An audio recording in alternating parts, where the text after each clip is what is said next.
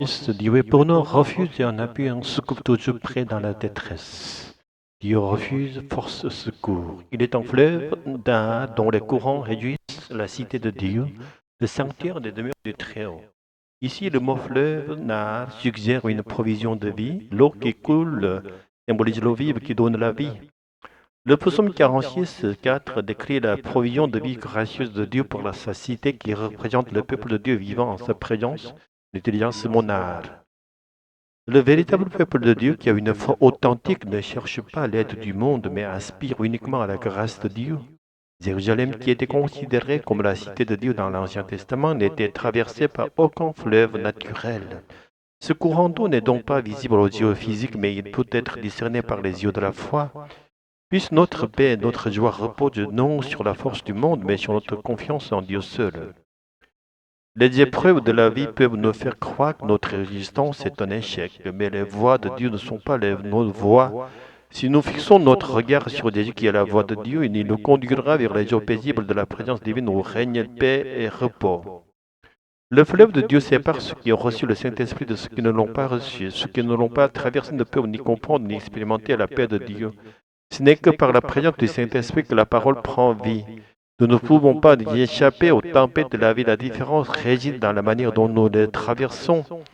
Pour surmonter les épreuves, nous ne devons pas nous fier à nos propres jugements ou émotions, mais demeurer unis à Jésus, revêtir sa vie et juger à partir de son esprit. C'est ainsi qu'il calmera les tempêtes intérieures et extérieures et nous apportera sa paix véritable. Arrêtez et sachez que Dieu domine sur les nations, Dieu domine sur la terre. Dieu règne sur toutes choses, ni rien ne s'élève au-dessus de lui. Nos épreuves ne pourront pas d'exception, puissions-nous trouver refuge en lui et être bénis en son nom, au nom de Jésus-Christ. Alléluia. Craignons donc, tandis que la promesse d'entrer dans son repos subsiste, que l'un de vous ne paraisse être resté en arrière. L'Épître aux Hébreux est profondément lié à l'Ancien Testament, tout en insistant fortement sur la rupture avec celui-ci. Pour bien saisir l'intention du Saint-Esprit dans Hébreux 4, il est essentiel de comprendre le repos mentionné en lien avec Deutéronome 12 dans la Septante. Le même mot grec katapausin est utilisé pour désigner ce repos. Jusqu'à présent, vous n'êtes pas encore parvenu au repos et à l'héritage que l'Éternel votre Dieu vous donne. Mais vous passerez le Jourdain et vous habiterez dans le pays que l'Éternel votre Dieu vous donne en héritage. Il vous donnera du repos et vous serez en sécurité. Dans l'Ancien Testament, ce repos représente l'entrée en Canaan, la terre promise. Cependant, déjà à cette époque, ce repos ne se limitait pas à un bien-être temporaire, mais annonçait un repos sur plus durable, voie eschatologique et éternelle. Dans le Nouveau Testament, l'accent est mis sur cette dernière signification.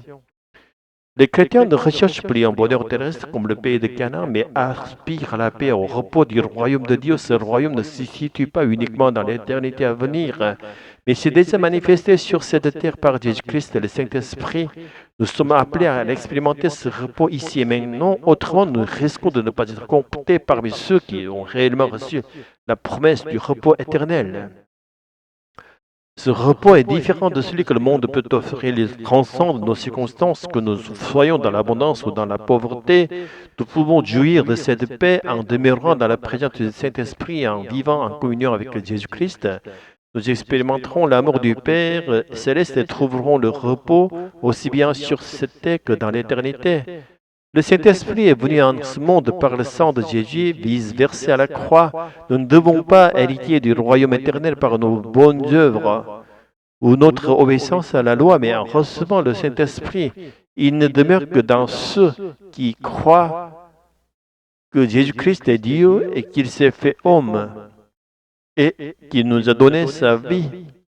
C'est pourquoi nous affirmons que nous sommes sauvés par la foi seule. Seigneur, accorde-nous la foi et la grâce de vivre dans cette vie terrestre en communion avec le Saint-Esprit, que nous puissions endurer avec patience les épreuves de ce monde et entrer dans la vie éternelle avec toi.